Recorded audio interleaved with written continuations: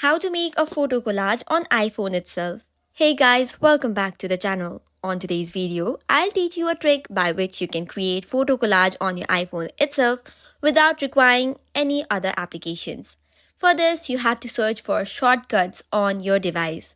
Now tap on Gallery, which should be available on the bottom right corner. Now in the search bar, search for Photo Grid or Photo option. Now that you do so, tap on the plus icon on it. This way, you will get a green tick, which means it has been added. Now head over to Shortcuts again and tap on the Photo Grid shortcut. Select the photos that you want to make a collage into. Once you have added, tap on Select and you're good to go. You can make changes to the image by adding the Edit button or the pencil icon. Then you can tap on the Share icon to save or share it anyway. So this is how you can make photo collage on iPhone. That is all for today's video. For more such contents, do not forget to hit the like and subscribe button. Thank you and keep watching.